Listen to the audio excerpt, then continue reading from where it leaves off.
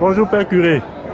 Depuis votre arrivée sur la paroisse, vous prenez l'unité des cœurs et autres. Est-ce une manière de nous dévoiler votre priorité en ce qui concerne la construction de l'église de pierre vivante? Effectivement, j'ai toujours dit que pour vraiment une église solide, il faut l'unité. Et d'ailleurs, moi, mon thème de référence, partout où je passe, c'est la construction de l'homme et de l'église.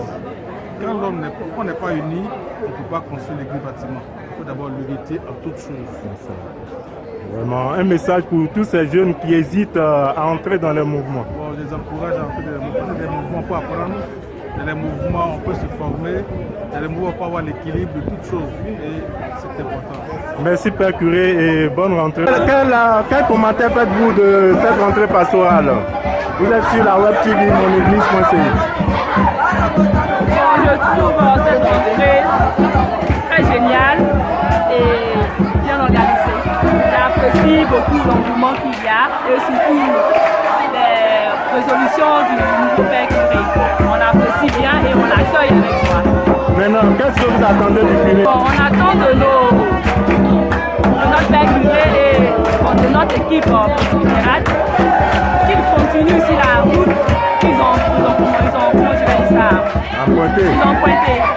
Si cette lancée-là qui continue avec de nouvelles résolutions, la manière de pouvoir rassembler tous les paroissiens, nous informer, nous mettre au courant, nous faire participer à tout, vraiment, que ça continue. Un changement vraiment intéressant. Je ne sais pas si on va rentrer dans le détail, mais dans la pastorale, vraiment, on est d'accord et on y va tous avec le cœur.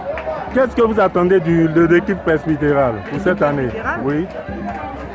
Ce qu'on a toujours attendu de nos prêtres et ce qu'ils nous donnent aussi déjà d'ailleurs, c'est d'être avec nous.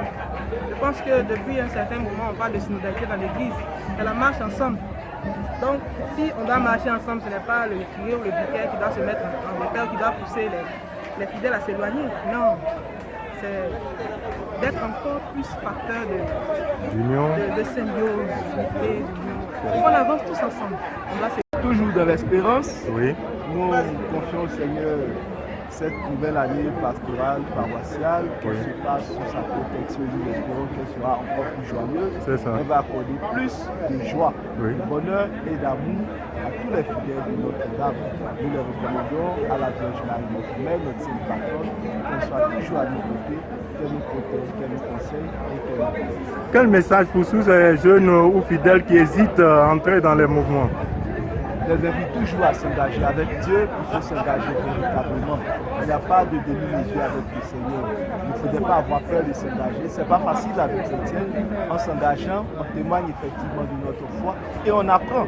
Comme le thème de l'année nous le dit, c'est ensemble. L'église synodale, c'est une marche ensemble. Ce n'est pas individuellement, mais c'est ensemble qu'on doit marcher. Alors il faut s'engager pour qu'avec les autres, on puisse marcher vers la sainteté, vers le royaume de Dieu. Tout ça, c'est pour la gloire de Dieu et pour le salut des autres. Merci bien Père et bonne rentrée.